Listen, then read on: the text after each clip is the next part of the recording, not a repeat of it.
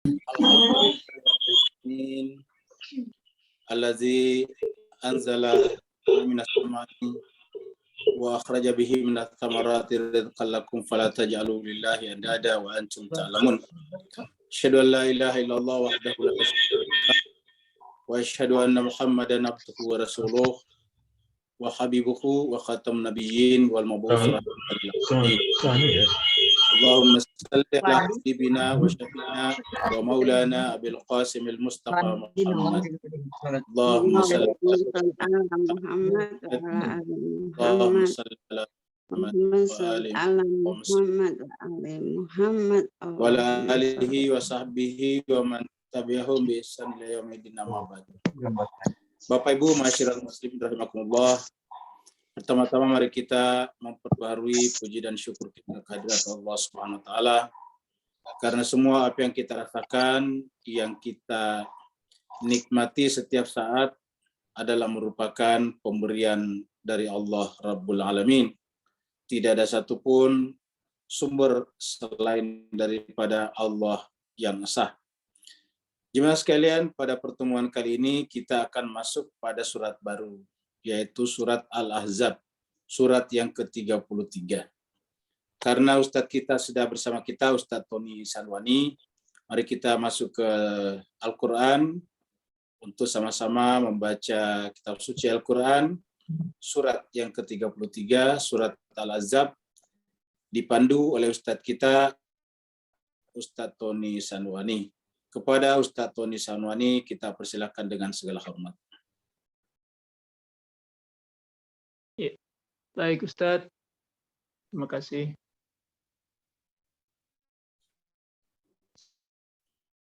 Assalamualaikum warahmatullahi wabarakatuh. Baik Bapak Ibu, kita lanjutkan sekarang di ayat 1 di Al-Ahzab ya. Suara saya terdengar ya? Terdengar cuma agak putus-putus. Putus-putus Ustaz suaranya. Sinyalnya kurang bagus nih.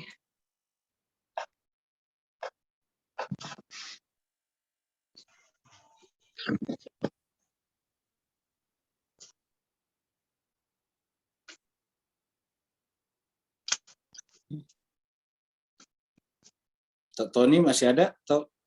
Ya, Assalamualaikum Ustaz. Waalaikumsalam warahmatullahi wabarakatuh. Nah, saya ganti wifi dulu ya. Oh, baik. Baik Bapak Ibu, kita mulai.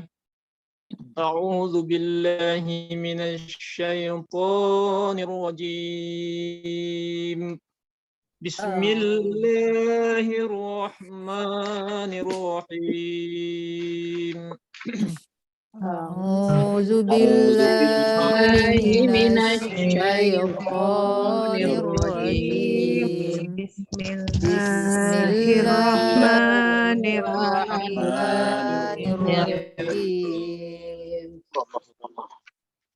Ya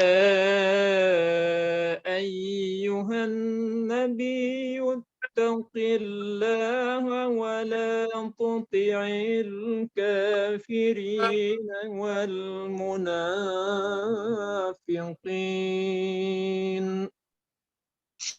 Ya ayyuhan nabiyyu ittaqillaha wa la tuti'il kafirina wal munafiqin. Inna Allaha kana aliman hakiman. Inna Allaha kana aliman hakiman. واتبع ما يوحى إليك من ربك إن الله كان بما تعملون خبيرا.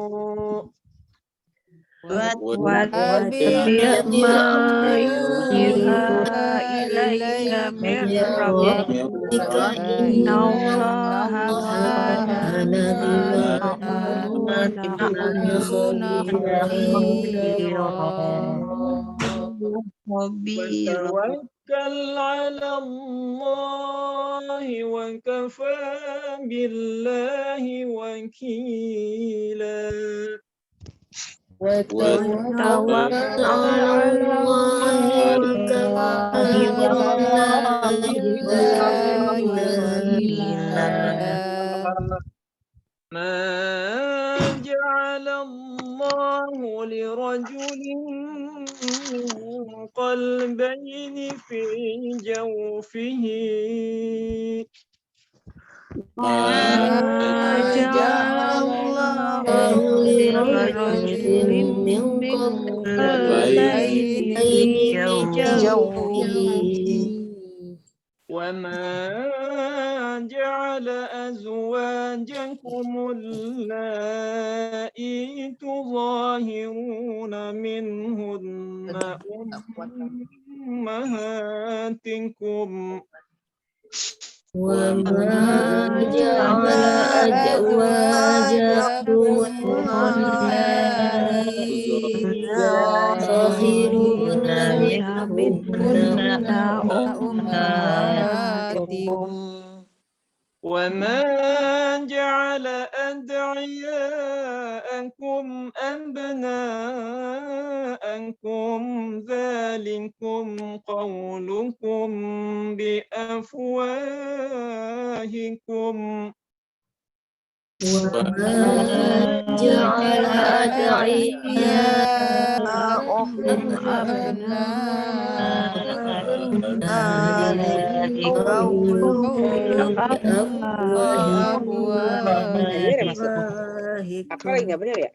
والله يقول الحق وهو يهدي السبيل.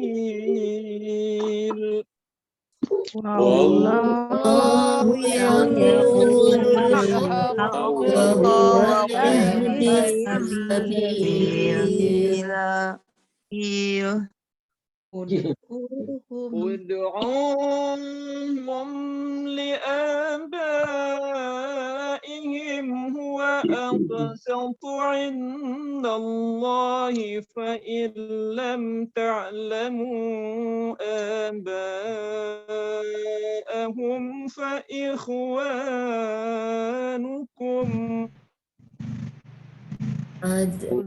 ادعوهم لآبائهم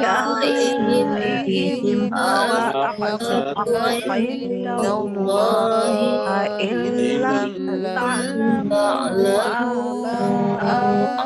آباءهم فإخوانكم في الدين ومواليكم وإخوانكم في الدين ومواليكم وليس عليكم جناح فيما أخطأتم به وإخوانكم في الدين ومواليكم وليس عليكم جناح فيما أخطأتم به ولكن ما تعمدت قلوبكم وكان الله غفورا رحيما. ولكن ما تعمدت قلوبكم وكان الله غفورا رحيما. النبي أولى بالمؤمنين من أنفسهم وأزواجه أمهاتهم النبي أولى بالمؤمنين من أنفسهم وأزواجه أمهاتهم وأولو الأرحام بعضهم أولى ببعض في كتاب الله من والمهاجرين وأولو الأرحام الأرحام بعضهم بعضهم أولى أولى ببعض كتاب بالله من المؤمنين المؤمنين والمهاجرين والمهاجرين إلا أن تفعلوا إلى أوليائكم معروفا كان ذلك في الكتاب مسطورا والمهاجرين إلا أن تفعلوا إلى أوليائكم معروفا كان ذلك ذلك مسطورا. وإذ أخذنا من النبيين ميثاقهم ومنك ومن نوح وإبراهيم وموسى وعيسى بن مريم وإذ أخذنا من النبيين ميثاقهم ومنك ومن نوح وإبراهيم وموسى وعيسى بن مريم وأخذنا منهم ميثاقا غليظا وأخذنا منهم ميثاقا غليظا يسأل الصادقين عن صدقهم وأعد للكافرين عذابا أليما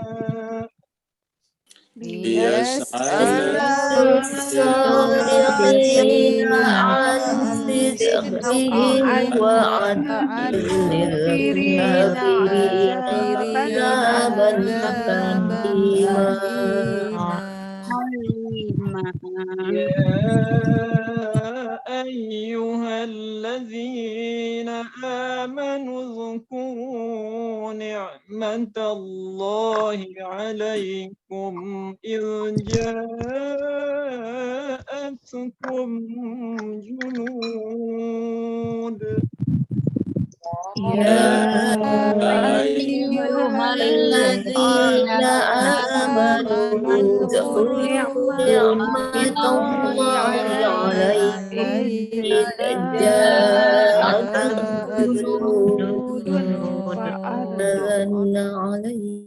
إذ جاءتكم جنود فأرسلنا عليهم ريحا وجنودا لم تروها وكان الله بما تعملون بصيرا إذ جاءتكم جنود عليهم ريحا وجنودا لم تروها وكان الله بما تعملون بصيرا.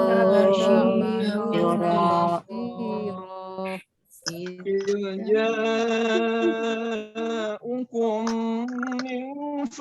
فوقكم ومن أسفل منكم وإذ زاغت الأبصار إذ إذ جاءوا من فوقكم فوقكم ومن ومن أسفل أسفل منكم وإذ إذ زاغت زاغت الأبصار الأبصار وبلغت وبلغت القلوب الحناجر وتظنون بالله الظنونا وبلغت القلوب الحناجر وتظنون بالله الظنون. صدق الله العلي العظيم.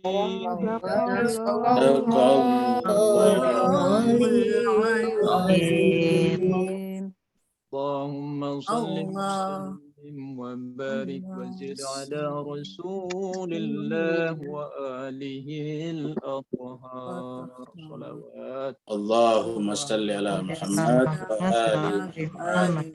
اللهم صل على محمد وآل محمد. اللهم صل على محمد وآل محمد وعلى آله وصحbihi wa man tabi'ahum bi ihsan ila yaumil.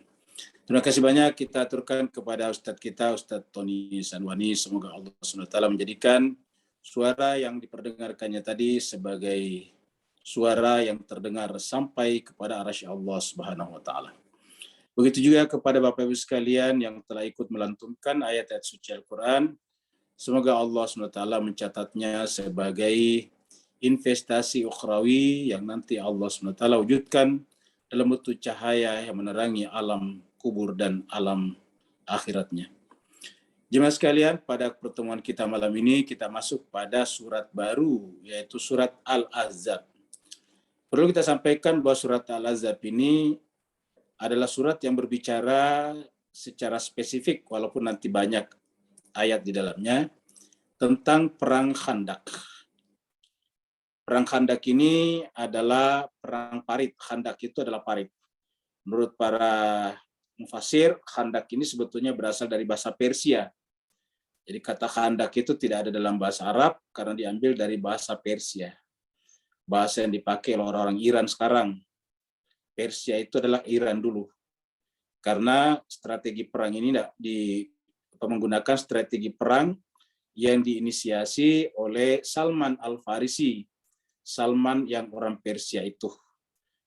Yaitu karena namanya Al-Ahzab tadi adalah kelompok-kelompok. Jadi suku-suku besar, klan-klan besar termasuk dibantu oleh orang-orang kafir Quraisy dari Mekah itu menyerang Madinah. Diperkirakan jumlah mereka sekitar 10.000 sampai 24.000 orang. Sedangkan pasukannya umat Islam hanya maksimal sampai 10.000 orang di Madinah.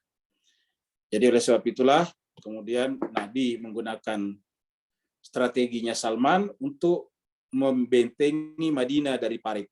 Ini adalah parit. Sekaligus parit ini sebetulnya adalah caranya Nabi untuk menghindari korban. Karena kita tahu bahwa sebelum perang Khandak ini sudah ada perang Uhud. Ini Uhud di sekitar sini, masih ada sedikit tulisannya, Uhud. Ini adalah Bukit Uhud. Jadi Uhud perangnya di sini, jadi dekat dari Madinah. Mereka sekarang datang ingin menghancurkan Madinah. Bayangkan sekitar 10.000 sampai 24.000 pasukan berkuda dan pasukan yang lain menyerang Madinah. Nabi hanya mempunyai cadangan sekitar 3.000 orang saja. Maka strategi yang dipakai adalah menggali parit ini yang mengelilingi kota Madinah. Dan setiap wilayah parit ini dijaga oleh suku-suku masing-masing. Misalnya yang tinggal di sini adalah Bani Al-Harith. Ya, dia menjaga wilayah sini. Kalau di sini misalnya Bani Haritha, dia menjaga di sini. Kalau misalnya di sini adalah suku Salib misalnya, maka mereka bertanggung jawab misalnya menjaga menjaga wilayah seperti di sini. Pokoknya mereka yang tinggal di sekitar sini bertanggung jawab menjaga serangan dari sebelah. Tapi ini parit sudah dibuat sedemikian dalam dan panjang. Diperkirakan panjangnya sekitar 5 kilometer. Dan ini digali kurang lebih sekitar 1 minggu sampai 10 hari. Jadi berdasarkan riwayatnya. Digali sekitar 7 hari sampai 10 hari. Kedalamannya diperkirakan sekitar 3 meter mengelilingi Madinah. Dan sangat kesulitan onta untuk menyeberang. Kalau ada juga orang menyeberang, tidak bisa loncat. Dia harus masuk ke dalam dan naik lagi susah. Nah, inilah yang dipakai oleh strategi Nabi pada saat itu. Dan pada saat digali parit ini juga umat Islam penuh dengan penderitaan. Bayangkan 5 kilo digali. Jadi setiap 10 orang dikasih jatah menyelesaikan sekian panjang parit. Begitulah sampai selesai. Umat Islam pada saat itu dalam keadaan berkekurangan karena menghadapi beberapa perangan, termasuk perang yang baru terjadi, perang Uhud. Kemudian juga musim dingin diperkirakan pada saat itu, dan mereka harus menggali parit sepanjang, boleh dikata siang dan malam berganti-gantian untuk mempercepat selesainya parit ini demi membendung pasukan dari sebelah. Nanti ini kita lihat suku Quraisy, pasukan Gafatan. Begitulah, ini adalah mereka semuanya nih. Pasukan-pasukan ini yang berbentuk begini ini adalah pasukan-pasukan yang menyerang. Ini adalah gunung di sekitar sini, ini gunung. Dan kemudian mereka hanya pintu masuk di sekitar sini saja. Jadi ini dibikin parit supaya mereka tidak bisa masuk, dan pintu masuknya dari arah Mekah. Nah, jemaah sekalian, kita lihat ini Masjid Nabawi, Masjid Rasulullah. Jadi benar-benar kota. Jadi sini disebut pasukan komando kaum muslimin, yaitu Nabi ada di sini posisinya. Nah, jadi jemaah sekalian, ini adalah cerita singkat Al-Ahzab yang terjadi sekitar diperkirakan bulan Syawal tahun 5 Hijriah. Jadi baru 5 tahun Nabi di sini sudah diserang oleh sekutu-sekutu. Jadi namanya Ahzab itu sekutu-sekutu. Jadi kelompok-kelompok bersekutu. Jadi kelompok-kelompok ini bersatu untuk menghancurkan Madinah. Ini adalah parit yang digali, kurang lebih seperti ini. Jadi tentu kuda agak susah ini, kalau menyeberang ke sini agak kesulitan. Begitu juga kalau dia turun, tentaranya turun, ini kesulitan naiknya. Jadi ini adalah gambaran parit yang digunakan. Ini kurang lebih perumpamaannya. Jadi ini parit, kalau mereka nyebrang dia harus naik bukit lagi baru turun ke sini. Jadi mengalami kesulitan untuk menyeberangi daerah ini. Perang Khandak itu perang parit, disebut juga dengan perang Ahzab. Makanya suratnya disebut dengan surat Al-Ahzab. Ahzab sendiri bentuk jamak dari kata hizb. Ingat kata-kata Hizbullah, Hizbus Syaitan. Di Indonesia ada Hizbut Tahrir, itu hizb artinya kelompok. Ahzab bentuk jamak karena kelompok-kelompok bersekutu membuat konfederasi, membuat aliansi untuk menghancurkan Madinah. Nah, kurang lebih seperti inilah jemaah sekalian berbahagia. Jadi setelah parit dibikin di depan sini, jadi pasukan Islam hanya tinggal menunggu di sini saja. Begitu ada mereka menyeberang, ya tentu tidak bisa banyak yang menyeberang. Satu juga susah. Jadi jemaah sekalian berbahagia, surat Al-Ahzab adalah surat yang ke-33. Kemudian artinya golongan yang bersekutu. Ya, kita kalau lebih tinggi sedikit bahasanya adalah konfederasi. Mereka membuat kelompok-kelompok, mereka beraliansi. Karena ini kejadiannya di Madinah, ya surat ini turun di Madinah. Karena ini terjadi pada tahun ke-5 Hijriah. Makanya disebut dengan surat Madaniyah, jumlah ayat 73 ayat. Berarti insya Allah kita akan ketemu selama 7 kali pertemuan ke depan. Sebelum kita lanjut, jemaah sekalian, mari kita lihat dulu sedikit perbandingan perang Ahzab ini. Di sini ada, ya ini kita lihat dari Wikipedia, kita ambil ini. Ya, ini perang. Ya, kita lihat di sini.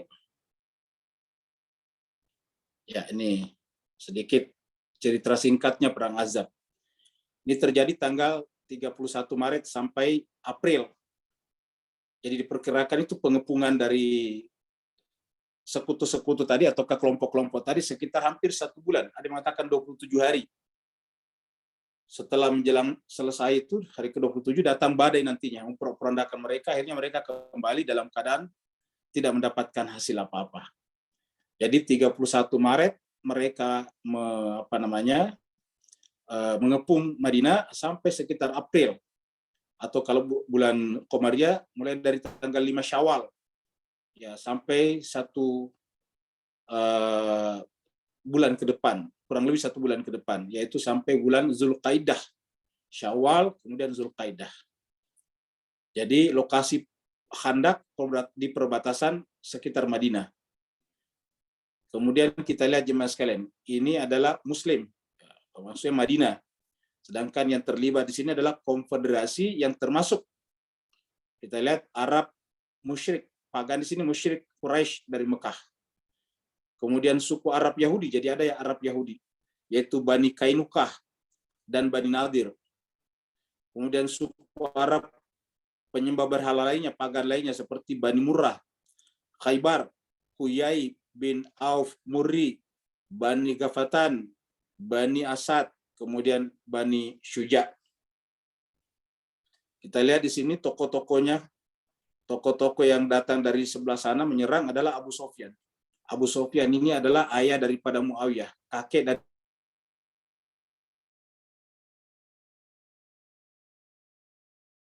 kalau kita menyebutkannya Yazid, dia termasuk memimpin pasukan ini.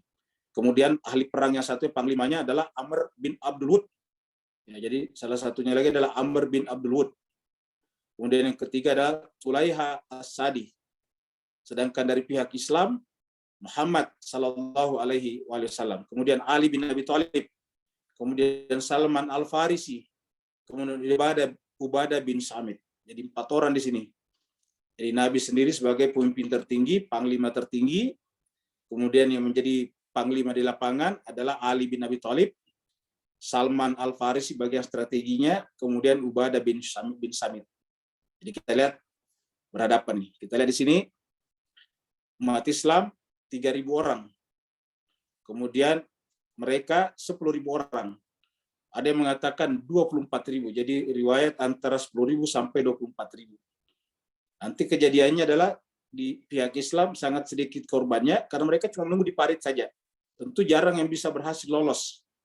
Kemudian di sebelah banyak korbannya karena nanti mereka diserang oleh badai yang memporak-porandakan mereka sehingga kemudian api mereka padam. Begitu api mereka padam, ya mereka tidak bisa lagi bertahan karena mereka tidak bisa memasak dan memenuhi kebutuhan-kebutuhan lainnya. Tenda-tenda mereka juga terbang. Akhirnya kemudian mereka pulang ke tempat masing-masing termasuk ke Mekah dalam keadaan tangan hampah. Ya.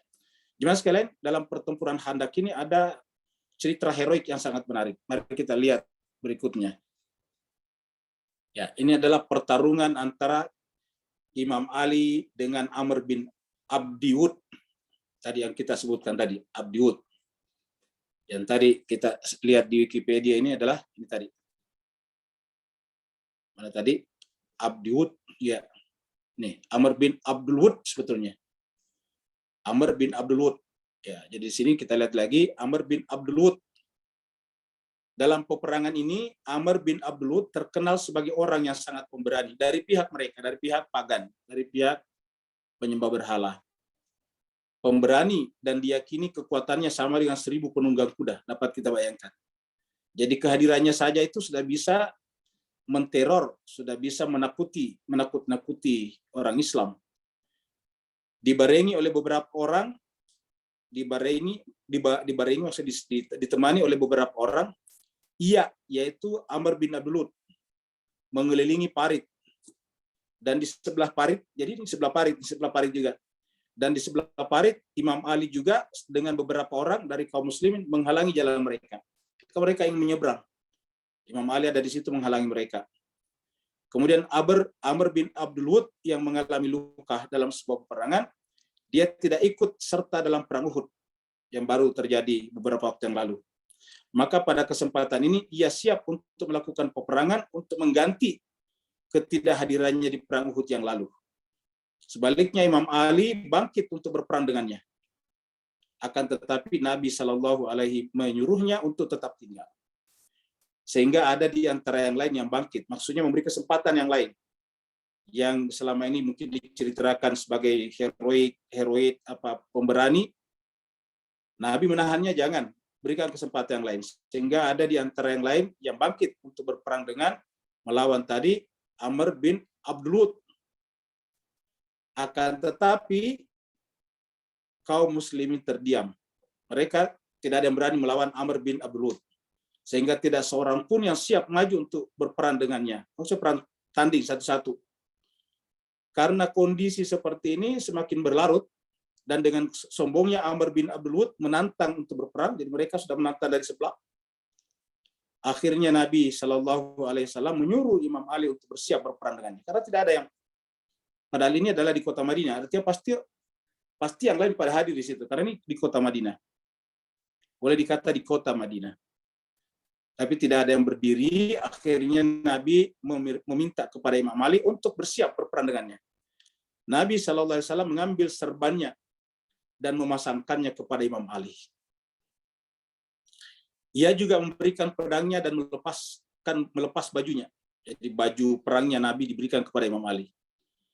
Imam Ali pun maju dan meminta kepada Amr bin Abdul Wud untuk menerima salah satu dari duanya, yaitu menerima Islam atau menghentikan peperangan. Jadi kan damai. Kalau tidak menerima Islam nggak apa-apa, tapi hentikan peperangan. Katanya itu menerima Islam artinya berdamailah dengan kami. Kalau tidak berdamai dengan kami, ya hentikan peperangan. Tetapi Amr bin Abdul Wud menolak kedua permintaan tersebut. Menolak untuk menerima Islam, menolak juga untuk menghentikan peperangan. Ingat tadi Amr bin Abdul Wud adalah salah satu panglima bersama dengan Muawiyah. Bersama dengan Abu Sufyan. Amr bin Abdul Wud menolak kedua permintaan tersebut. Sehingga terjadilah duel.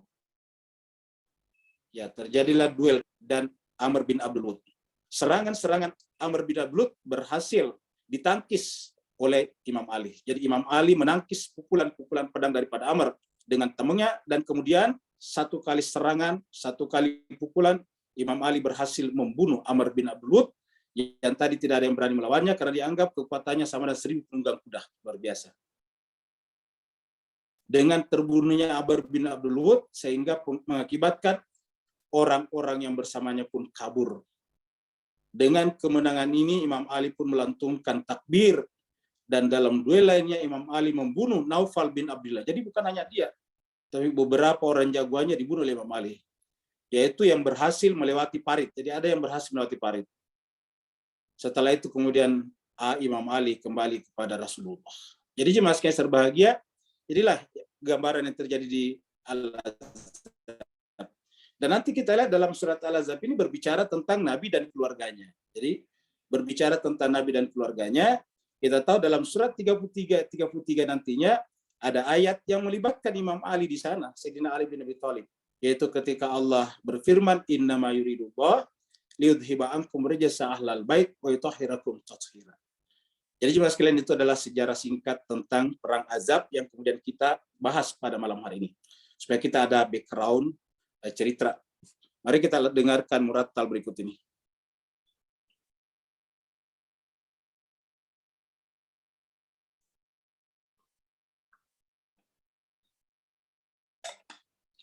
بسم الله الرحمن الرحيم يا أيها النبي اتق الله ولا تطع الكافرين والمنافقين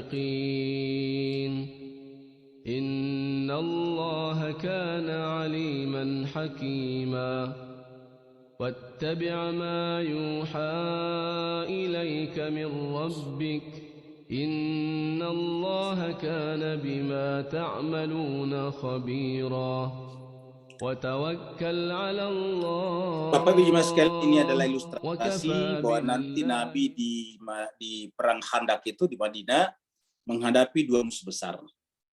Yang pertama adalah dari luar, ada sekitar 10.000 tadi sampai 24.000 pasukan. kemudian dari dalam. Yang di luar disebut dengan kafir, kafir artinya menolak berdamai. Ingat kata-kata kafir itu artinya menolak untuk berdamai tadi. Imam Ali, Sayyidina Ali tadi meminta untuk berdamai, mereka menolak. Kata kafir itu menolak untuk berdamai.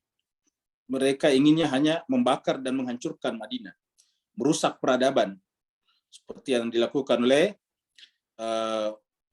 Israel terhadap Palestina, seperti juga dilakukan oleh Saudi terhadap Yaman. Yang satunya adalah dari dalam, yaitu munafikin. Disebut munafikin karena dari dalam, tetapi sebetulnya hatinya bekerja sama dengan orang dari luar. Jadi dari luar ada kelompok-kelompok Yahudi yang memang tidak Islam, yang selama ini menyimpan dendam dan amarah kepada Nabi, karena kehadirannya di Madinah kemudian menyebabkan terdegradasinya pengaruh mereka di Yastrib, Madinah. Begitu juga dengan Abu Sufyan di Mekah, dengan membesarnya Madinah juga kemudian menjadi ancaman bagi dirinya. Karena bagaimanapun Muhammad bin Abdullah dan orang-orang Muhajirin adalah orang Mekah. Mereka punya hak untuk menempati kembali tanah-tanah mereka di Mekah. Maka tentu ini adalah ancaman. Maka kemudian mereka bersekutu untuk kemudian melawan Nabi di Madinah sampai hancurnya Madinah. Jadi inilah yang dialami Nabi di Madinah tadinya. Jadi kita simbolkan dengan dua mata ini, mata yang penuh dengan amarah, mata yang penuh dengan kecurigaan, dan kemudian mereka adalah simbol atas kemarahan kepada Muhammad bin Abdullah. Jadi mereka tidak menerima adanya Muhammad di tengah-tengah mereka. Jemaah sekalian, di ayat pertama ayat surat ini adalah panggilan kepada Nabi, ya ayuhan Nabi. Jadi kita lihat ya ayuhan Nabi, kemudian di sini ada dua disebutkan, al-kafirin dan al-munafiqin. Ini awal surat Al-Ahzab. Jadi yang pertama dipanggil adalah an-Nabi. Ayat pertama paling awal adalah an-Nabi. Kemudian yang kedua adalah al-kafir, orang kafir. Kemudian al-munafik. Jadi kita lihat bahwa di sini Nabi berhadapan dengan dua kekuatan. Ingat, al-kafir ini membuat sekutu, makanya disebut dengan al-ahzab.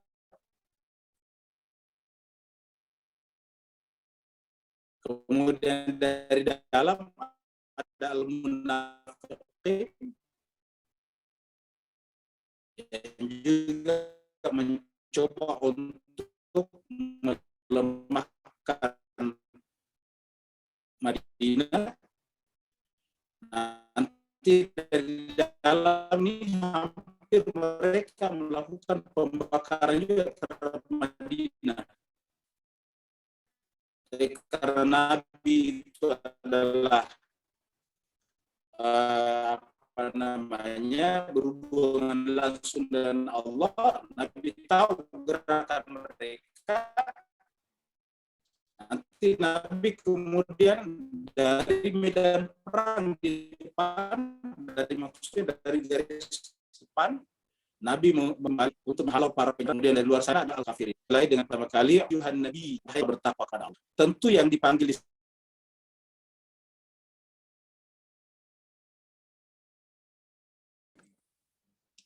Bapak Ibu sekalian, mohon maaf ya, keluar ternyata tadi.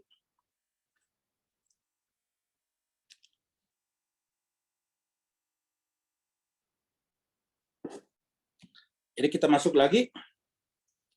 Jadi ada dua yang dihadapi, itu al-kafirin dan al-munafiqin. Dan untuk menghadapi yang seperti ini ya hanya kekuatan takwa saja. Karena kekuatan mereka luar biasa. Dan yang dipanggil adalah Nabi. Innallaha kana aliman hakima. Sungguhnya Allah SWT tahu apa yang mereka miliki. Tahu apa yang orang-orang kafir dan munafik itu kerjakan. Makanya Nabi kemudian juga dapatkan itu dari Allah Subhanahu wa taala. Innallaha kana aliman. Sungguhnya Allah itu adalah aliman hakima. Allah itu adalah alim, maha mengetahui dan hakim. Di mana letak hakimnya Allah? Mereka-mereka dari luar ini adalah orang-orang yang tersulut emosinya, terprovokasi Banyak di antara mereka yang tidak tahu menahu tentang kebenaran, tentang fakta yang sungguhnya. Mereka hanya terprovokasi oleh pemuka-pemuka mereka. Pemuka-pemuka mereka mendapatkan sesuatu yang sangat banyak. Mereka nanti paling dapatkan harta rampasan perang. Maka mereka datang ke sana. Itulah sebabnya Nabi membuat benteng sebetulnya untuk mengurangi korban. Dengan harapan mereka menjadi penyerang Nabi ini suatu saat nanti bisa menjadi penganut Islam. Dan ternyata benar. Sebagian besar mereka nantinya menjadi penganut Islam. Coba kalau Nabi berpikir membunuh mereka semuanya. Itulah sebabnya ditutup dengan kata-kata hakimah. Innallaha kana aliman hakimah. Sungguhnya Allah Maha mengetahui lagi Maha bijaksana. Allah tetap meminta Nabi untuk tetap berpegang teguh kepada kitab suci. Wattabi ma yuha ilaika. Jadi walaupun Nabi menghadapi musuh yang sedemikian besar, wattabi ma yuha ilaika. Jadi Bapak Ibu sekalian lihat sendiri ayatnya. Nabi sendiri diperintahkan, diminta ini kepada Nabi, wattabi ittabi. Wahai Nabi, Nabi tadi ittabi ikutilah. Ittiba'lah kepada apa yang diwahyukan kepadamu. Jadi seandainya Nabi hidup sekarang pasti membacakan Al-Quran kepada kita. Tidak mungkin bacakan yang lain. Karena perintah ini datang kepada Nabi. Wahai Nabi, ittabi ma yuha ilaika. Ikutilah apa yang diwahyukan kepada kamu. Mir rabbika, dari Tuhanmu. Innallaha kana bima ta'maluna khabira.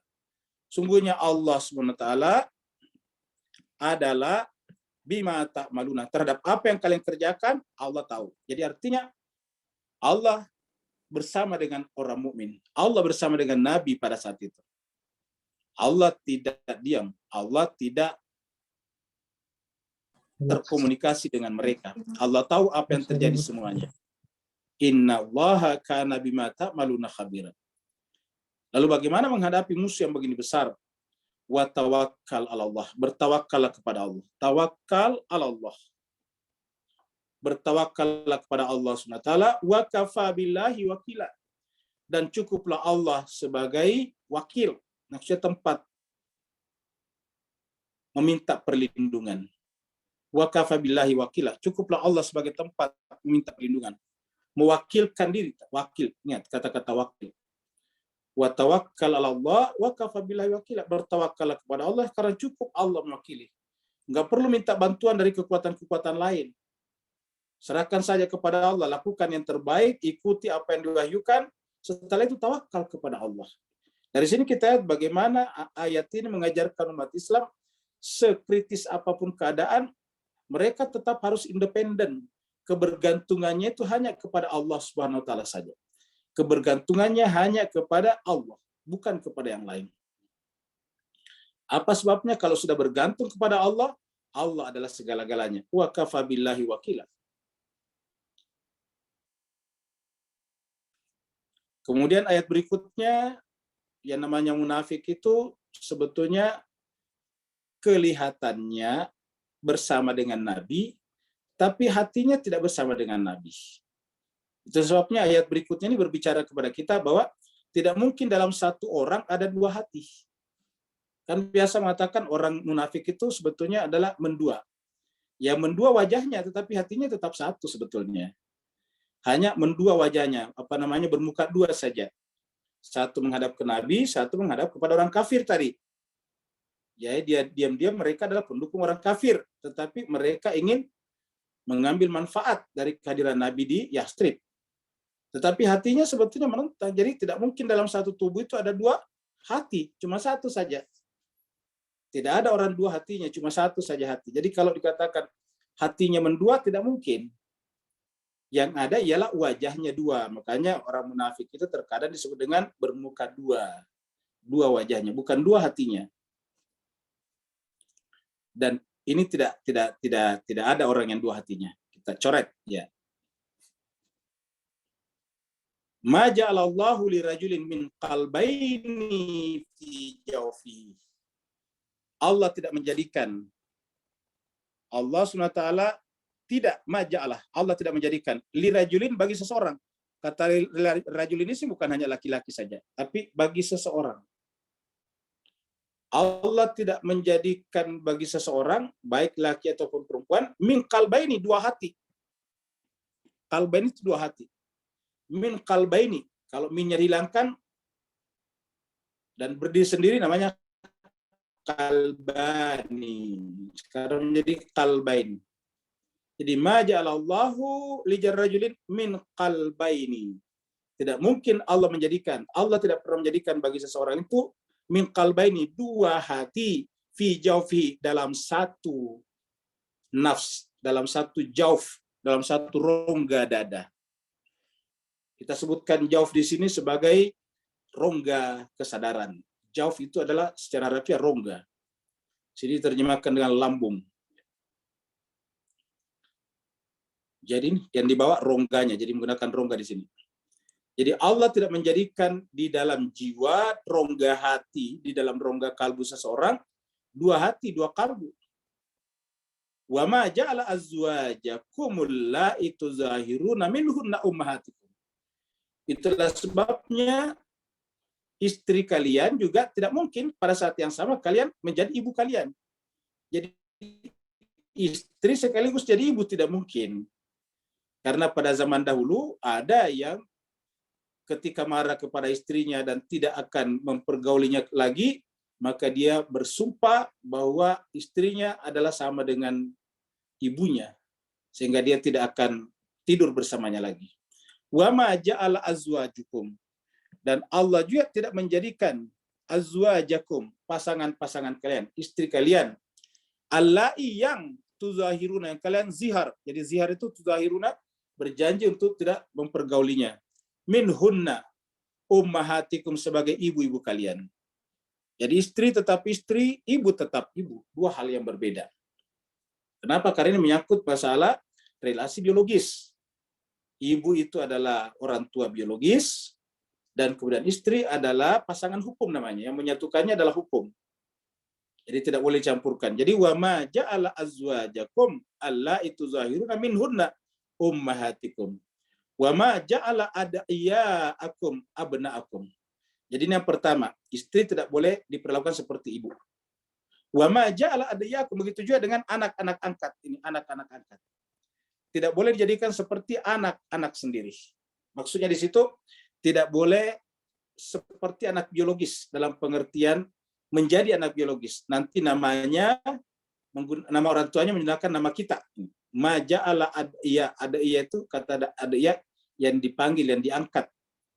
Allah tidak menjadikan anak-anak angkat kalian sebagai anak-anak kalian. Zalikum qaulukum bi'afahim. Kalau tuh ada yang berkata begitu, itu hanya perkataan kalian karena tidak merubah status biologisnya.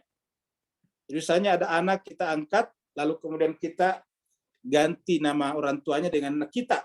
Itu adalah bi'afwahihim, bi'afwahikum. Dari mulut-mulut kita saja. Apa sebabnya? Karena ya tetap tidak bisa merubah keadaan biologis, bahwa anak yang kita angkat itu bukan lahir dari rahim istri kita, bukan lahir dari sulbi kita, dan karenanya tidak ada hubungan biologis sama sekali. Itu adalah dari pihak lain. Zalikum qaulukum biafwahikum. Wallahu yaqulul haqqah. Allah itu selalu mengatakan yang sebenarnya, yang asli. Al-haq itu adalah yang asli, yang hakiki. Wa huwa yahdis sabil, dan dia memandu kita kepada jalan yang benar. Memandu kita kepada jalan yang benar. Maka jemaah sekalian, anak-anak itu tetap harus dipanggil dengan orang-orang tua mereka. Walaupun itu kita mengangkatnya sebagai anak.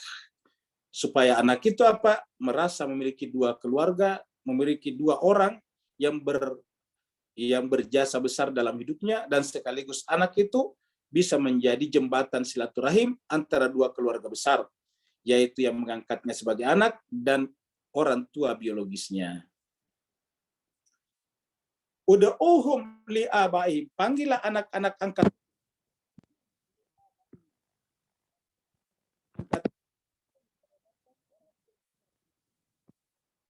Ud'uhum li'abaihim, panggillah mereka berdasarkan abaihim. Wa aqsatu indallah, itulah yang paling adil di sisi Allah. Itulah yang paling benar di sisi Allah Subhanahu wa taala. Fa illam ta'lamu, aba'ahum fa ikhwanukum fid dini wa mawalikum.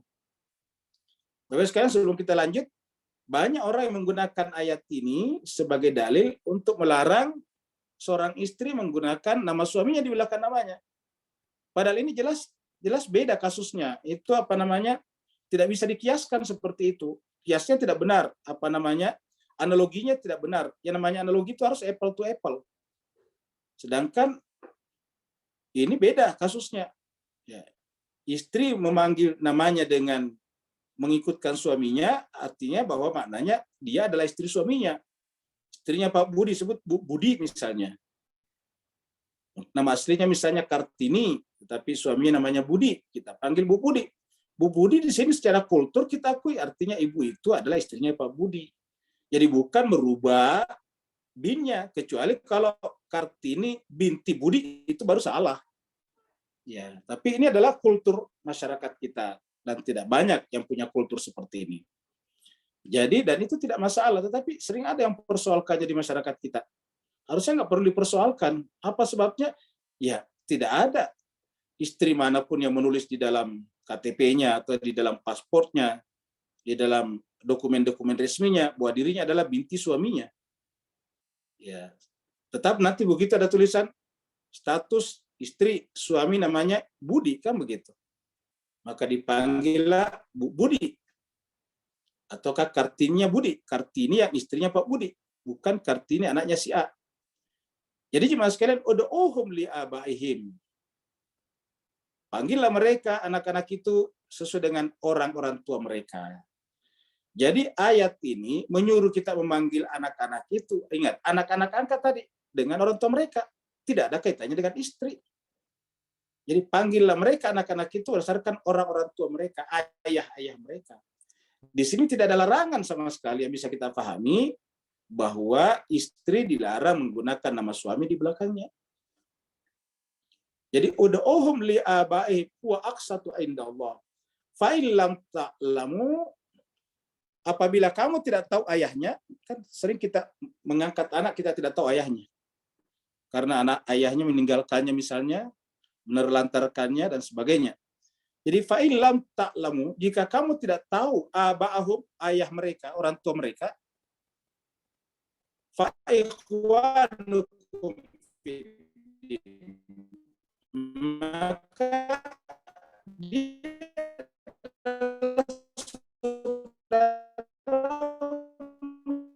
dalam agama. Fa'ikhwanukum fiddin, saudaramu, dianggap sebagai saudara, jadi statusnya seperti saudara. Ikhwanukum fiddin, saudara dalam agama pula. Coba lihat mas sekalian. Angkat termasuk yang kita tidak tahu orang tuanya itu. Yang kedua, wa mawalikum, dan dia adalah mawali kalian. Pada zaman dahulu itu kalau di Arab ada budak-budak yang dibebaskan oleh majikannya dan budak itu tetap memilih untuk tinggal di rumah majikannya, maka disebut dengan mawali. Kan dulu ada perbudakan tuh. Setelah majikannya masuk Islam kan membebaskan budaknya. Setelah membebaskan budaknya, dia bebaskan mau pergi atau tidak. Nah, karena majikannya orangnya baik, dia tetap memilih tinggal di rumah majikannya karena sudah lama bersama mereka, sudah seperti keluarga sendiri. Nah, statusnya mereka adalah mawali namanya. Nah, jadi cuma dua kemungkinan namanya ikhwanukum fiddin atau mawalikum. Walaisa alaikum junahun fima akhtatum bihi, dan tidak ada dosa bagi kalian, tidak ada dosa, laisa alaikum junahun fima akhtatum bihi, jika kamu melakukan kesalahan di sana. Jadi kalau ada kesalahan yang kita tidak tahu misalnya, walakin ma ta'ammadat qulubukum, tetapi yang dihukumi Allah itu adalah apabila disengaja oleh hati kita. Jadi jemaah sekalian, yang dihukumi Allah itu adalah yang disengaja oleh hati kita. Walakin ma ta'ammadat qulubukum. Jadi kalau disengaja kita meletakkan dia sebagai anak kita, padahal dia istri, itu salah. Wa kana Allahu ghafurur rahima, dan Allah itu ujung-ujungnya kita lihat apa? Wa kana Allahu ghafurur rahima. Ujung-ujungnya adalah Allah Maha Pengampun lagi Maha Penyayang. Padahal kalau orang berbicara di luar sana, saudara-saudara kita yang lain berbicara tentang wanita-wanita, istri-istri yang mengikutkan nama suaminya, bicaranya neraka, bayangkan. Padahal ujung ayat ini saja ghafurur rahima. Bahkan ada kata-kata apabila kalian salah di dalam memperlakukan mereka, artinya tidak sesuai dengan ayat ini, ya selama itu tidak disengaja, tidak dimaksudkan untuk menentang ayat Allah, ya Allah mengatakan kanallahu ghafurur rahim. Allah Maha Pengampun lagi Maha Penyayang. Jadi agama yang begitu indah tiba-tiba berubah menjadi sangat menakutkan. Bayangkan ada orang memasang nama suami di belakang namanya, tiba-tiba ahli neraka. Ketakutanlah wanita itu, ributlah di WA.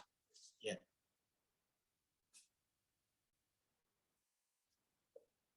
Jemaah sekalian, ayat berikutnya adalah berbicara bahwa orang beriman itu ini adalah ilustrasi orang beriman. Orang beriman itu harus menjunjung tinggi nabinya. Jadi bagi orang beriman itu Muhammad itu Rasulullah itu adalah di atas segala-galanya. Lebih utama nabinya daripada dirinya sendiri. Nabinya adalah junjungannya, sedangkan dirinya adalah bakti kepada nabinya. Mendahulukan. Pokoknya kalau nabinya memiliki sesuatu baginya, tidak boleh ada pilihan lain baginya. An-nabiyyu aula bil mu'minin. Nabi itu aula lebih utama.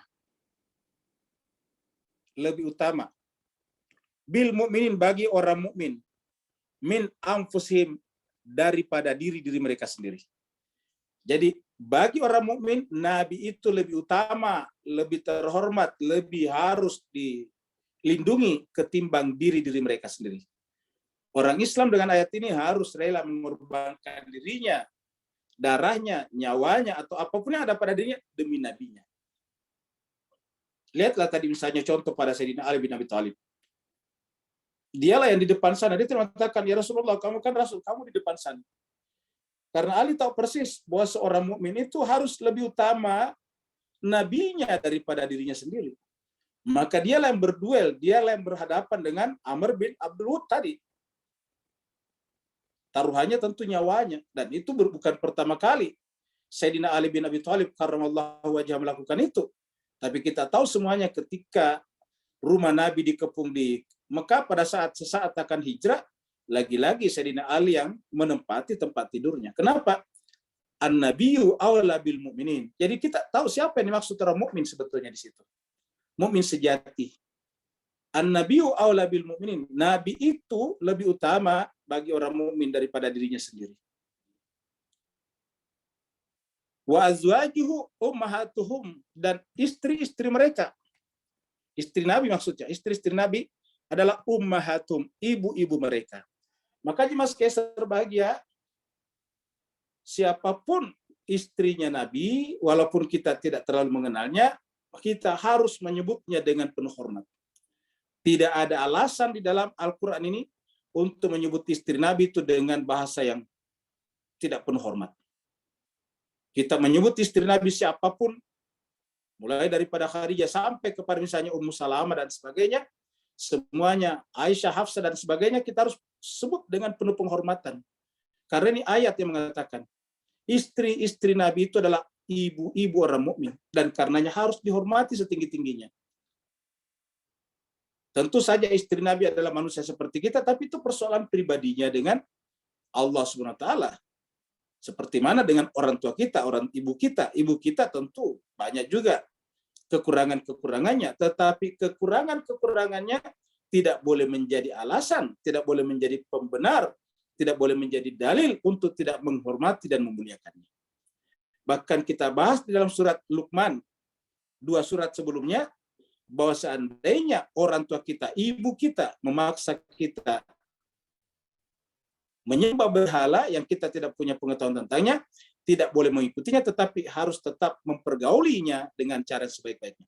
Wa in jahadaka ala an tusyrika bima laysa laka bihi ilm fala tuti'huma wa sahibahuma fid dunya ma'rufa. Apabila keduanya memaksa kamu untuk mempersekutukan aku, menyembah berhala misalnya, jangan ikut mempersekutukan aku, tetapi tetap harus mempergauli, memperlakukan, memuliakan keduanya dengan cara yang sebaik-baiknya. Itulah Islam kita. Jadi wa azwajuhu ummahatum, istri Nabi itu siapapun adalah ibu-ibu orang mukmin, dan karenanya harus kita hormati, muliakan setinggi-tingginya. Kita harus junjung setinggi-tingginya. Tidak boleh sama sekali menggunakan istilah dan bahasa yang bersifat merendahkan. Wa ulul arhami ba'duhum aula bi ba'din. Setelah itu kemudian ulul arham, hubungan silaturahim di antara sebagian kita terhadap sebagian yang lain itu tetap. Jadi walaupun Nabi lebih utama daripada diri kita, istri-istri Nabi adalah ibu-ibu kita, tetapi hubungan kekerabatan dengan keluarga kita, dengan famili kita, ya tetap itu yang warisan tetap di situ tempatnya. Jadi waris-mewarisi tetap adalah yang ada hubungan rahim. Arham di sini hubungan rahim, hubungan darah. Ulul arham yang ada hubungan rahim, hubungan persaudaraan langsung, persaudaraan biologis. Dan itu adalah fi kitabillah. Itu adalah berada dalam kitab Allah SWT. Dengan demikian, anak angkat tadi ya tetap tidak bisa masuk di sini. Dia ada tempatnya, tetapi ingat, bukan berarti bahwa mereka rendah atau direndahkan. Disebutkan tadi, fa ikhwanukum fid din wa mawalikum. Walaupun tidak masuk dalam kategori ulul arham, tetapi tadi anak angkat itu disebut sebagai ikhwanukum fid din wa mawalikum. Itu adalah saudaramu dalam agama dan mawali kamu. Arti mawali di sini adalah orang yang wajib kamu lindungi, wajib kamu bertanggung jawab atasnya. Jadi fi kitabillahi minal mu'minina wal muhajirina. Jadi ini adalah merupakan kewajiban bagi orang mukmin wal muhajirin dan muhajirin. Jadi orang-orang muhajirin datang dari Mekah tetap tidak bisa mewarisi harta benda saudara-saudara dekatnya yang ada di Madinah. Kan Nabi mempersaudarakan mereka itu di Madinah. Kalau mereka memberikan sesuatu boleh saja, tetapi kalau nanti meninggal ya tidak mewarisi. Karena yang mewarisi tetap adalah yang memiliki ulul arham. Jadi boleh saja orang Ansar, orang asli Madinah Yastrib, memberikan sesuatu kepada saudaranya yang datang dari Mekah. Boleh. Tapi seandainya dia meninggal dunia, harta warisannya tetap kembali kepada ulul arham. Ba'duhum aula bi ba'din. Illa antaf'alu ila awliya'akum ma'rufa. Illa kecuali berbuat baik tadi, antaf'alu, kecuali ingin melakukan sesuatu perbuatan baik terhadap saudaramu itu dengan kebaikan.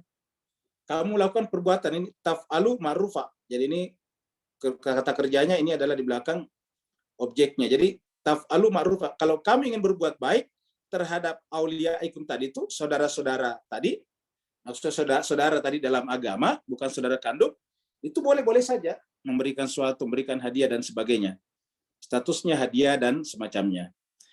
Kana dzalika fil kitabi mastura. Yang demikian itu juga semuanya itu tertulis di dalam kitab Allah SWT, yaitu Al-Quran, atau di Lauhul Mahfuz. Jemaah sekalian berbahagia, salah satu unsur penting dalam kehidupan ini dan dianut oleh seluruh dunia sekarang adalah sumpah. Sumpah itu kalau bahasa Arabnya baiat. Jadi kalau baiat itu sumpah, ya, menjual dirinya kepada apa yang disebutkan dalam sumpahnya. Jadi kalau orang Islam disumpah, Al-Quran di atas kepalanya. Ya, cuma sayang sekali ya, orang disumpah terhadap Al-Quran, tapi Al-Qurannya nggak diketahui isinya, kan agak aneh sebetulnya. Harusnya kalau orang sudah disumpah Al-Quran, dia harus mati-matian pelajari isinya. Tadabbur setiap 3 kali sepekan. Hari Senin, hari Rabu, dan hari Jumat. Kalau tidak, ya tetap aja nanti isi Al-Quran dilanggar. Itu tadi ilustrasi. Ini kita bawa kepada Nabi. Bahwa Nabi pun juga diambil sumpahnya oleh Allah. Wa id akhadna minan nabiyyin. Dan ingatlah tatkala kami mengambil akhazna.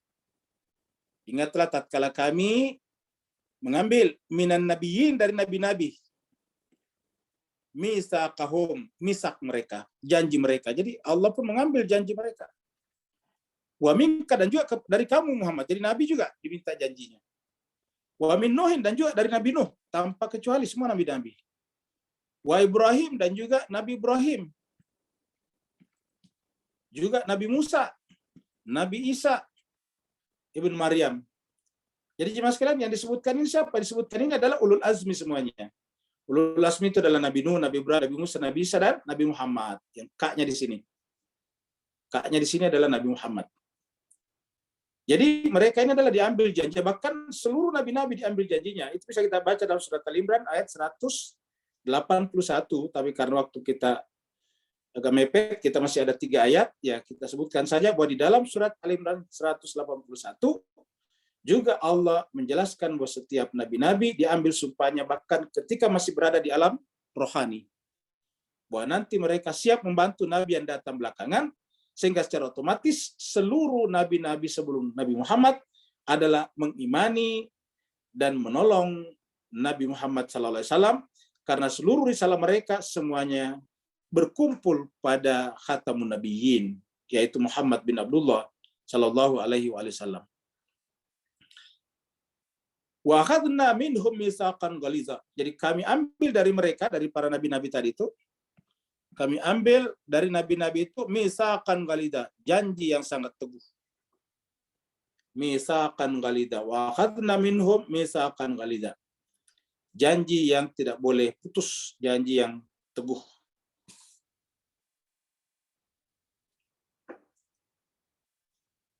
Dan jemaah sekalian, setiap kita berjanji dengan sesuatu atau apapun harus berdasarkan kebenaran.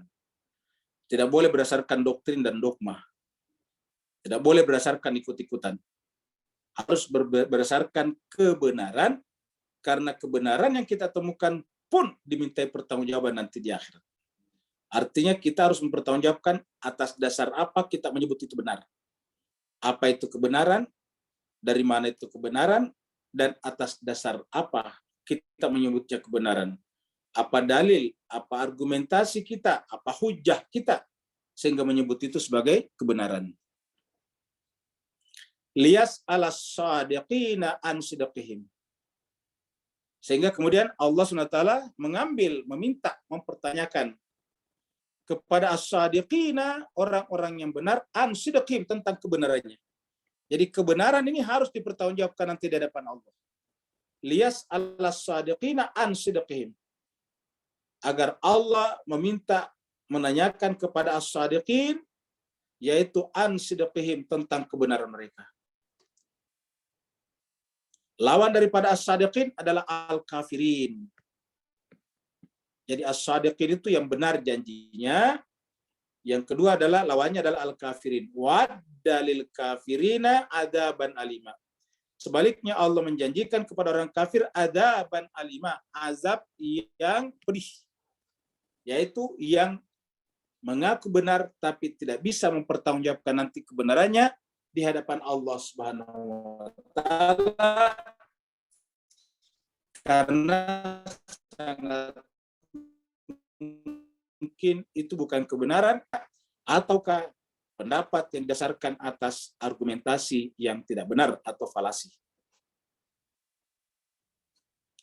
Jadi jemaah sekalian, inilah kejadian yang terjadi di Khandak tadi. Kita kembali ke Khandak ini. Karena kita sekarang mulai dari hari ini ke depan masuk kepada Khandak. Perang Khandak maksudnya.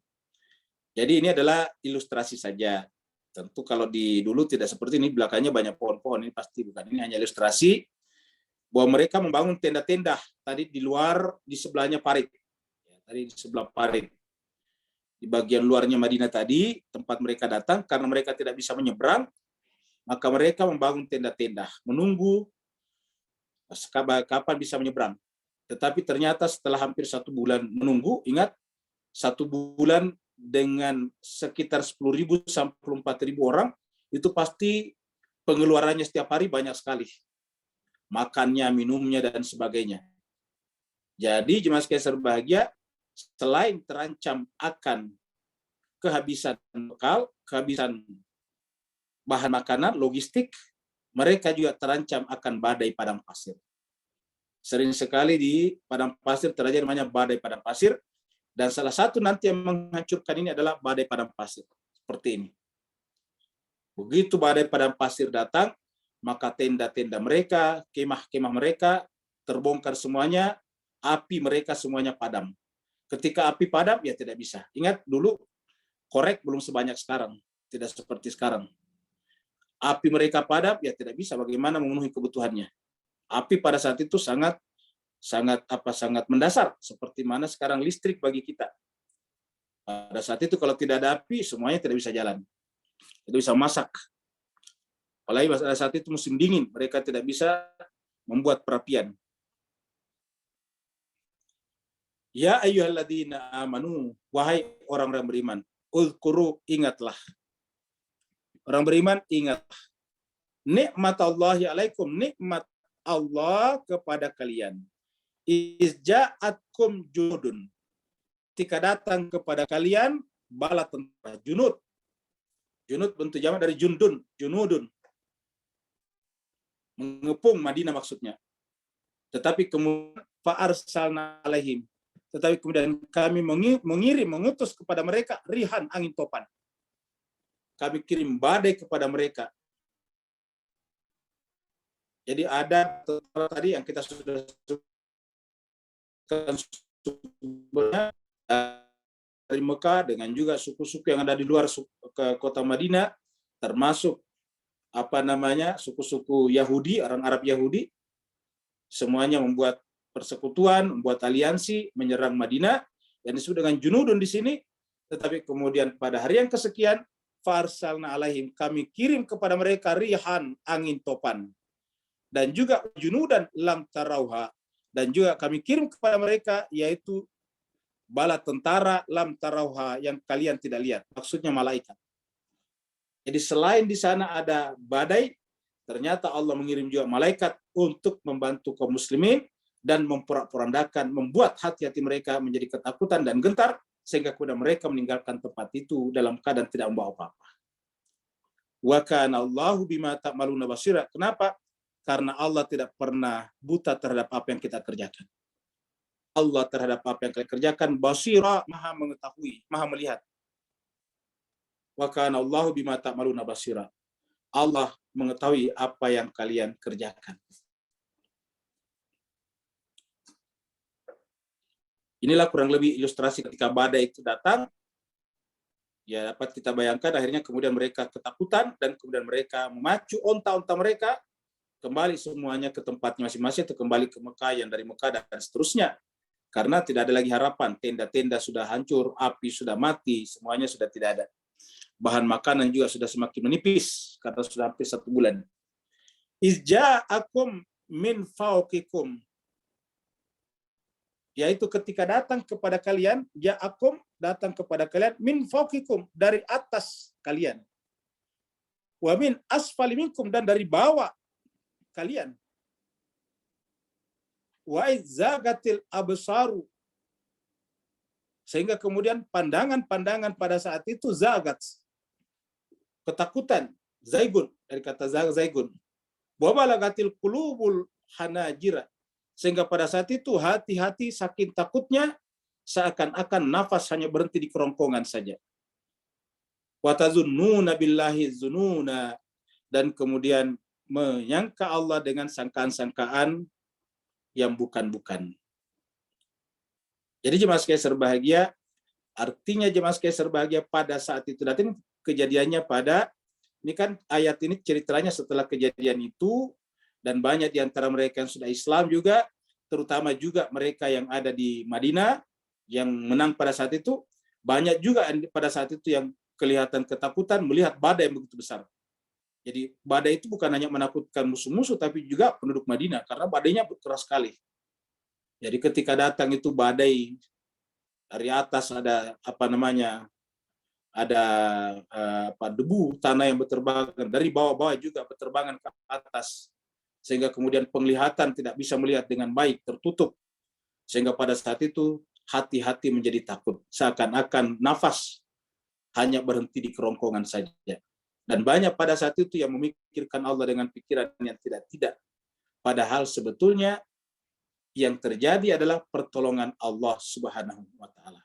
Nah, Bapak Ibu jemaah sekalian berbahagia, artinya bahwa dalam sekritis apapun, harusnya orang beriman tetap bergantung kepada Allah SWT. Dalam keadaan terkepung, dalam keadaan jumlah yang tidak setimbang, dalam keadaan apapun, semuanya hanya tawakal bergantung kepada Allah. Karena kalau Allah ingin memenangkan sesuatu, tidak akan ada yang bisa mengalahkannya. Dan kalau Allah membiarkan satu kelompok kalah, tidak akan ada yang bisa menolongnya. Terima kasih banyak. Yang mau bertanya, dipersilakan. Assalamualaikum Ustaz. Waalaikumsalam warahmatullahi wabarakatuh. Alhamdulillah, barakallahu fiik, azim. Ustaz, satu soalannya Silakan. tentang perkataan walaisa alaikum hunahun fima akhta'tum. Perbetulkan saya dan beri pencerahan di zaman moden ni, orang-orang kafir yang tak memusuhi Islam sebab tak tahu bahasa Islam, bahkan tak tahu pasal hukum halal dalam Islam, mereka tidak berdosa sampai datang kalimat-kalimat penjelasan daripada pihak kita pada mereka. Afwan barakallahu fiik. Baik, terima kasih banyak masukan Pak Nur dari Singapura. Jadi saya kira benar. Jadi ayat ini sebetulnya kita pakai. Bagus sekali ini apa pertanyaan, bahwa ayat ini adalah sejalan atau memang ayat ini juga semakna dengan itu, bahwa kalau ada orang-orang yang salah tetapi kesalahannya itu bukan sesuatu yang disengaja untuk melawan Tuhan, artinya bukan dia tahu kebenaran lalu kemudian dia melawan kebenaran. Beda kalau dia tahu kebenaran baru sengaja melawan kebenaran. Ini mereka tidak tahu kebenaran, informasi yang benar tentang agama belum datang kepadanya. Tidak ada orang yang berdialog dengannya. Bahkan mungkin orang-orang Islam seakan-akan membenci dirinya, sehingga kemudian tidak terjalin komunikasi dan hubungan yang baik dengan orang Islam sebagai jembatan yang memperkenalkan kepadanya apa itu kebenaran dari Allah.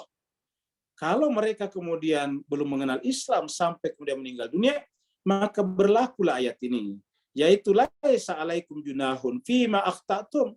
Tidak ada dosa bagi kalian terhadap kesalahan-kesalahan yang kalian lakukan selama itu tidak disengaja, tidak dimaksudkan. Ini kata-kata ta'ammadat qulubukum, selama hati itu tidak sengaja untuk melawan kebenaran.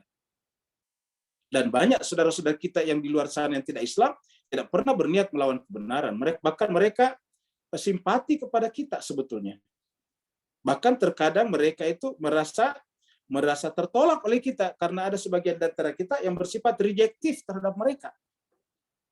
Oleh sebab itulah berkali-kali kita temukan ayat di dalam Al-Quran agar suasana kehidupan bermasyarakat ini harus dibuka, sehingga terbuka peluang terjadinya koeksistensi, kooperasi di antara manusia ini.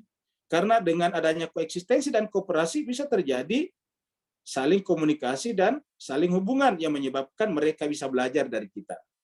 Jemaah sekalian terbahagia, itulah sebabnya dalam Islam itu tidak ada contoh dari Nabi dan tidak dianjurkan dalam Islam untuk membuat tempat tinggal yang eksklusif. Kita bikin perumahan khusus hanya untuk orang Islam. Kalau kita bikin perumahan khusus hanya untuk orang Islam, terus bagaimana kita berkomunikasi dengan orang luar? Coba kita lihat misalnya dalam surat At-Taubah. Ini kita tunjukkan di sini surat At-Taubah. Ya. Jadi kita lihat di sini surat At-Taubah. Ya. Surat 9. Surat 9. Ini ayatnya sekitar 6 dan 7. Ini ingat surat At-Taubah ini adalah surat Futuh Mekah ketika orang musyrik sudah dinyatakan kalah dari Nabi. Artinya bukan kalah bukan karena diperangi, tapi tiba-tiba mereka ketakutan. Nah ini. Coba kita baca ini surat At-Taubah surat 9 ayatnya 6. Wa in ahadun minal musyrikin. Apabila ada salah seorang orang musyrik, ingat Bapak sekalian, ini tertulis musyrikin. Dan apabila ada salah seorang dari orang musyrikin, musyrikin artinya penyembah berhala, bukan hanya menyembah berhala, tapi memusuhi Nabi. Karena mereka lah yang mengusir Nabi dari Mekah, mereka juga lah yang menghalangi Nabi tahun sebelumnya untuk berumrah, sehingga terjadi perjanjian Hudaybiyah. Nah, jika ada salah seorang dari mereka, istajaraka, yang minta perlindungan kepada kamu, coba. Apabila ada orang musyrik, penyembah berhala itu, meminta istajaraka, minta perlindungan kepada kamu, fajirhu, maka kamu wajib melindunginya. Coba lihat Dimas sekalian. Kalau di kita kan begitu kita melindungi orang musyrik, berarti kita sama dengan mereka. Tiba-tiba keluar hadis man tasyabbaha biqaumin fa huwa minhum. Maka lindungilah mereka. Padahal masuk Islam dulu. Padahal ini tidak Islam, musyrik. Ya. Fa'ajirhu, maka lindungilah dia. Kalau tidak kita artikan lindungilah dia, maka beri manfaat kepadanya. Ajir itu dari kata ajar, ingat, ajar itu kan pahala, manfaat, benefit. Biarkan mereka mendapatkan benefit dari kamu. Itu adalah ajir. Ini dari kata ajar. Ajrun, ini kata-kata ajar, pahala. Jadi berikan manfaat kepada mereka. Istajara dari kata jar. Ini dalam bahasa Melayu kita sudah ada kata jar, jiran. Jadi artinya apabila yang namanya jar itu kan tetangga, itu adalah sebetulnya wajib kita hidup bersama dengan mereka dan saling melindungi. Nah, apabila orang musyrik ini, penyembah berhala ini yang mengusir Nabi 6 tahun yang lalu dari Mekah dan tahun yang lalu memaksa Nabi kembali ke Madinah tanpa berumrah dan dipaksa bikin perjanjian Hudaybiyah, tetapi apabila sekarang mereka minta perlindungan kepadamu, maka fa'ajirhu, wajib kamu lindunginya. Coba, indahnya Islam ini. Supaya apa? Hatta yasma' kalam Allah. Mudah-mudahan dengan kamu tampung, kamu akomodasi di rumah kamu, dia mendengarkan kalam Allah ketika kamu membaca Al-Quran. Karena mereka orang Arab, pasti mengerti Al-Quran. Pasti mengerti bahasa Al-Quran. Jadi artinya apa? Kita memberikan peluang kepada orang lain untuk berinteraksi dengan kita. Jangan sampai kita bersikap eksklusif.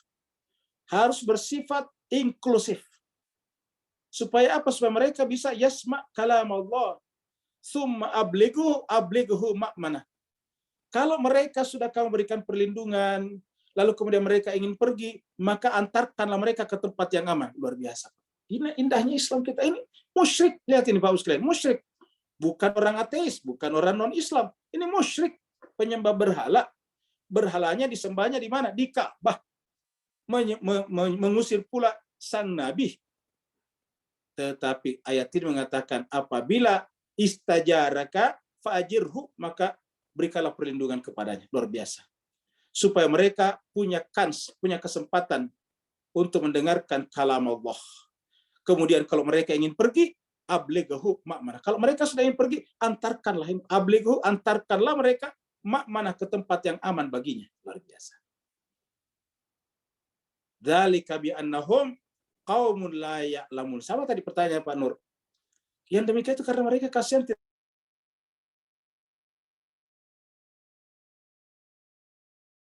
salah, belum tahu kebenaran Islam. Kaum la ya'lamun.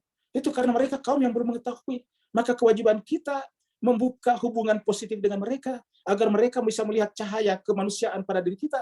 Kalau belum mereka melihat cahaya ketuhanan, paling tidak mereka melihat cahaya kemanusiaan sehingga mereka membangun hubungan dengan kita, suatu saat mau berdialog dengan kita, berdiskusi dengan kita, dan merasakan indahnya kebenaran yang keluar dari mulut-mulut kita. Dzalika bi annahum qaumun la ya'lamun. Terima kasih. Berikutnya lagi yang bertanya, silakan.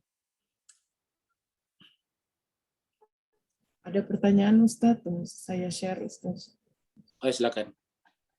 Silahkan Ustaz. Dari Ibu Ati Saraswati.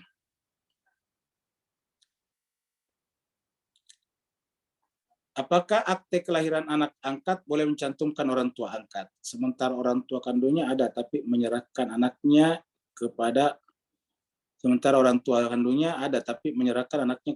angkat. Tidak boleh.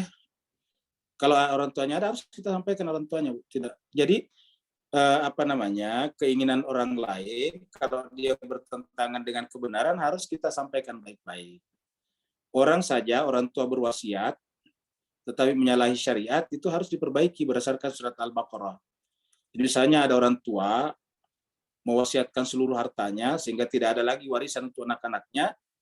Nah, maka setelah orang tua ini meninggal, itu harus diperbaiki wasiat ini. Tidak boleh dibiarkan karena melanggar. Kasihan anak-anaknya. Karena yang diwasiatkan itu adalah sebetulnya harta anak-anaknya, harta ahli warisnya.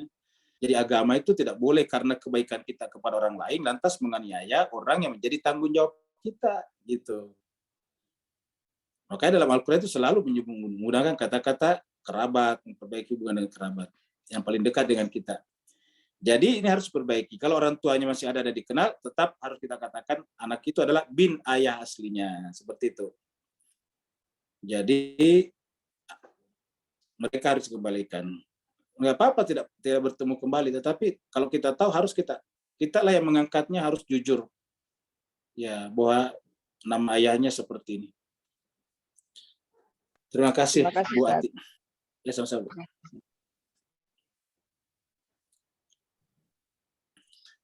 Ada lagi Bapak Ibu sekalian? Kalau di tidak ada, kolom berarti kita tidak ada, Ustaz. Ya. Kalau tidak ada, berarti kita akhiri sampai di sini. Terima kasih banyak atas kesertaan Bapak Ibu sekalian, dan mohon maaf atas segala salah dan khilaf. Mudah-mudahan apa yang kita bahas bisa memberikan panduan dalam kehidupan kita. Seperti mana tadi Nabi saja dikatakan, ittabi ma yuha ilaika, ikutilah apa yang diwahyukan kepadamu. Apalagi kita yang jauh ini, yang hatinya masih kotor ini, pikirannya masih redup ini, amat sangat-sangat penting untuk berhubungan langsung dengan Al-Quran. Terima kasih banyak. Wa'alafu minkum. Wassalamualaikum warahmatullahi ta'ala wabarakatuh. Waalaikumsalam warahmatullahi wabarakatuh. Terima kasih, Ustaz. Terima kasih.